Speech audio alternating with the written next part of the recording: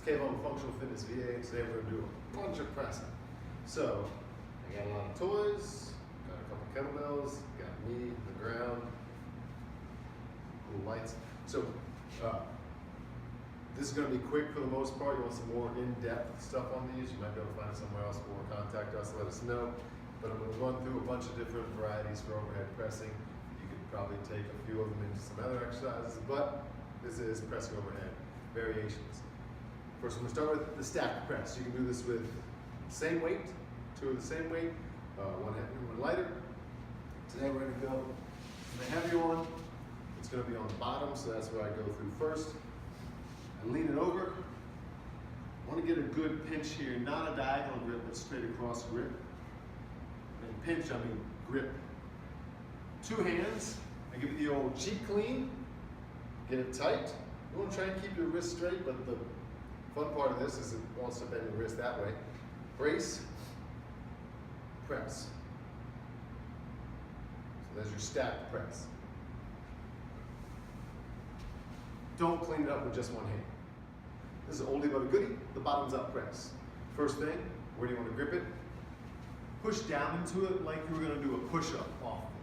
Make sure it's stable and you're strong there. From there, clean it up, should be pretty good. You can always re-steady with this hand at any point in time. Brace, keep this vertical, press. Bottoms up press. The half kneeling press. So, knee that's down, or knee that's up, but we'll start with the knee that's down. I'm going to grab on that side. From here, do a little cheek clean. In line would be best here. That's where this pays off. Brace, press. Again, you could always press on the side of the upper leg. Try both. The tall kneeling press. So if you see behind me, I tuck my toes. You can flatten them out if you want to, as long as you're not leaning back on them, right? Again, little cheek clean. Knees fairly narrow on this. That's why this one pays off. Press.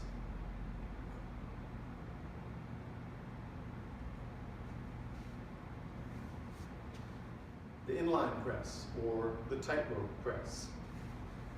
Clean it up. You can do both. Foot on the pressing side is back underneath it.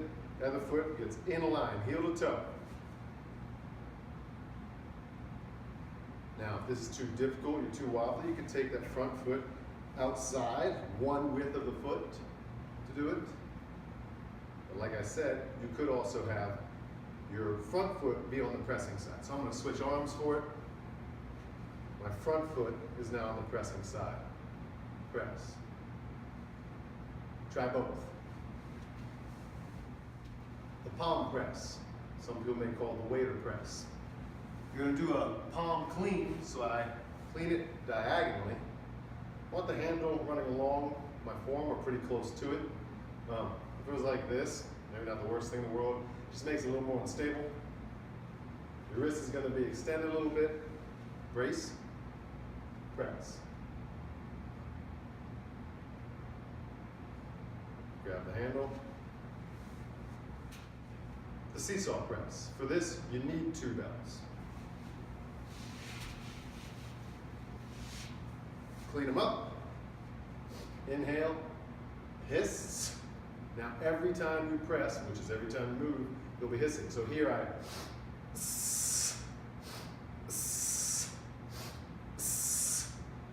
while they're moving, they should both be in the same inverse position, if that makes sense. So better way of saying it is if I'm in the middle and I stop, you shouldn't tell which one's going up and which one's coming down. The empty hand seesaw press. Say you only have one bell, or you want to start getting that feeling without the second bell. Clean it, reach up, tighten.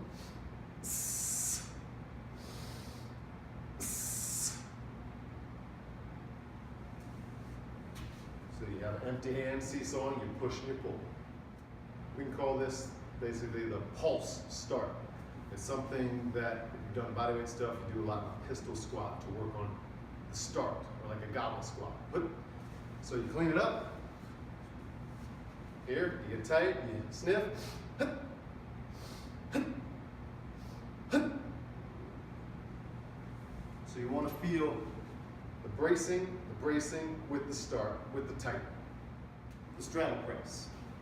And be nice to you, facing this way so it's not too weird. But kind of cheat clean it with two hands. Try and sit tall, brace, press. Make sure you don't lean too far to the empty side while you're pressing. If you do, lighter weight will work on your mobility a little bit. The L-sit press. A little cheat clean, sit tall, tighten your quads, tighten your abs, press. Resist the urge to round your back and shrink, or also sit back as you press. Sit tall, be tight, press. The single leg press. Clean it up. Start, it's a little easier with the leg of the pressing side. This off leg, you may need to stick out to the side to counterbalance. If you're really nice, you can have it up here. Not saying I am. Brace, press. You could also do it on the off leg side, a little trickier.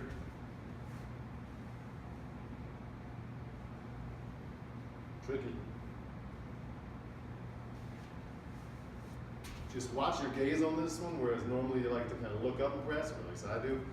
On this one, because you're on a single leg, you may have to look down out and spot something as you press.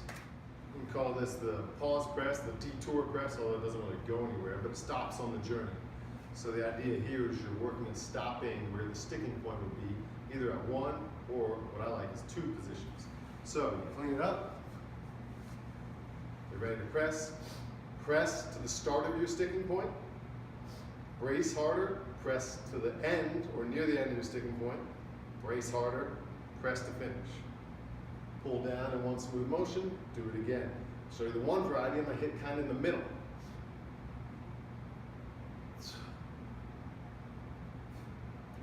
Just make sure two things. One, when you start to repress after your detour, get tighter. Also, don't go down and then up. The goal here is to work through the sticking point. So pause, then press through. Let's call this the top half press. So in some fashion, you're gonna get presumably a heavier bell to the lockout. Either a push press, a jerk, or an assisted press with yourself or someone else. Then from there, you're gonna do the top part of the motion that you can do without your head exploding, but as a challenge. Again, this is something you do with a weight maybe you couldn't press, that you're trying to get used to and just train in the strongest portion of your range of motion. So, clean it. If I need to, get a little jerk, inhale, pause, press. Wherever you can get to and still succeed. Over time, you get lower and lower until one day, you're pressing. The lunged press, or lunge press, not going to go all the way down to your knees on the ground because that's a half kneeling press, but you're going to get into a lunge position. We'll start with the back leg being the side that you press on. Clean it. Step back into a lunge about halfway down. Press. You could also have the front leg be your pressing side.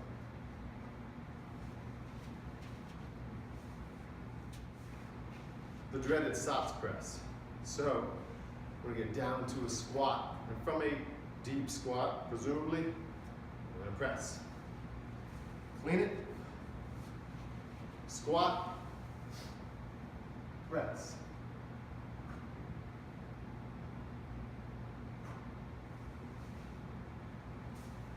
Just like in the straddle press, you want to resist the urge to rotate too much, because then it's turning into a weird bent press thing. A banded press. Now the goal of this is to work on exploding through the adding resistance. So without getting loose or sloppy, you want to be pretty explosive in this. I got the band strapped around my eye, thingy, bolt, whatever. I'm going to stand on one end of the band, the other one's in here. I give it a cheek clean, because the resistance should start to get at the bottom of your press from the band.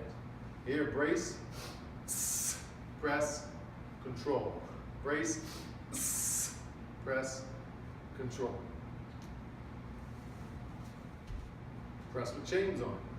So for this one, you're going to want most of the heavier, if not all the heavier chains on the ground at the start of your press. And then as you press through it, they lift off the ground and make the top part harder and harder and harder. So, again, I like to cheek clean it.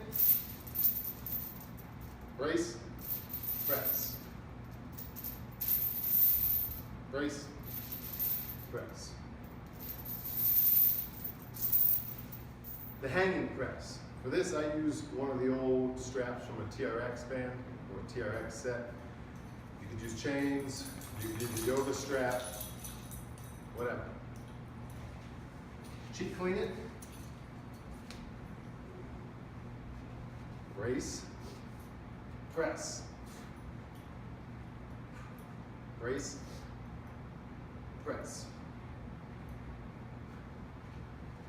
Now be mindful of your speed on that one and how long, whatever you're using to connect it is, because you don't want it flying around hitting the back of the head.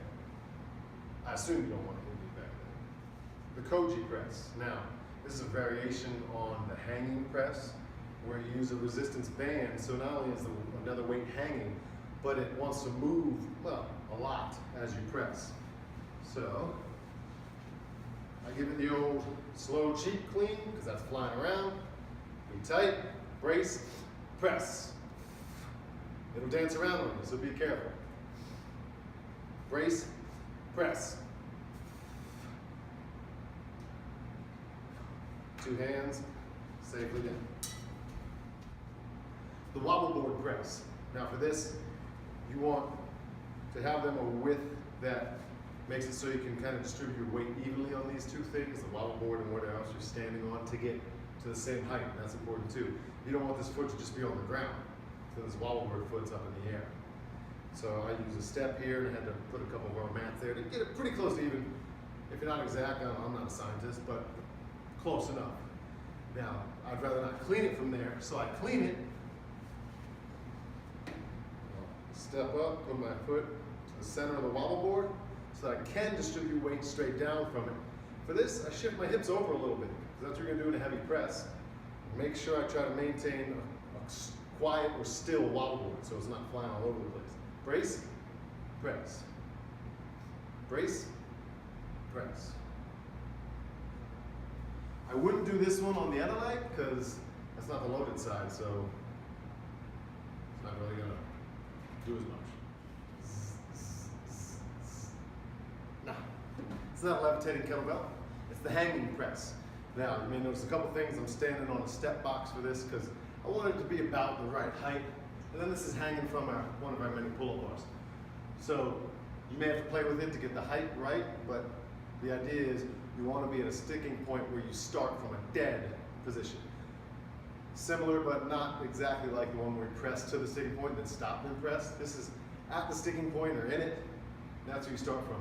Now I like it so that whatever I'm hanging with, a chain or a TRX strap in this case, is towards my pinky side, so it doesn't interfere with my grip. I'm going to reach through, now my wrist is pretty extended, I use my other hand to push the weight up a little so I can get it flexed, especially when it's a heavier, bigger weight. This is going to be part of the battle. Keep it flexed, you're out in your groove, brace, press to finish. Come down, don't release tension if you're doing multiple reps, but do get so that this is holding it up, so it's a dead start again. Brace, press.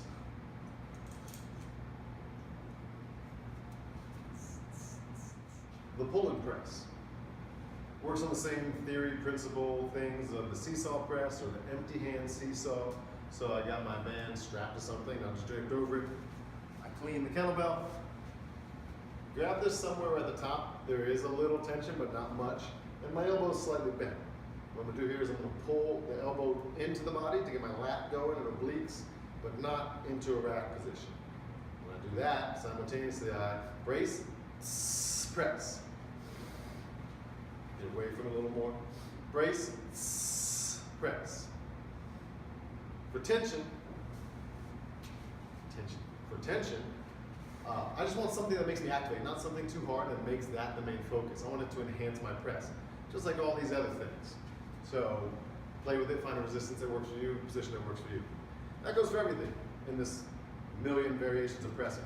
Find something that works for you, find something that enhances your press, or you just have fun with, it's slightly challenging. You can combine some of these things, seesaw from a tall kneeling, bottoms up from a half kneeling, pause pressing from the straddle, blah, blah, blah, blah, blah. Just remember, too many bells and whistles makes it a circus trick, and it might not be enhancing your press, which if that's what you want to play with, cool. Just make sure what you're doing fits the goal. So don't hurt yourself, play with these things, have fun.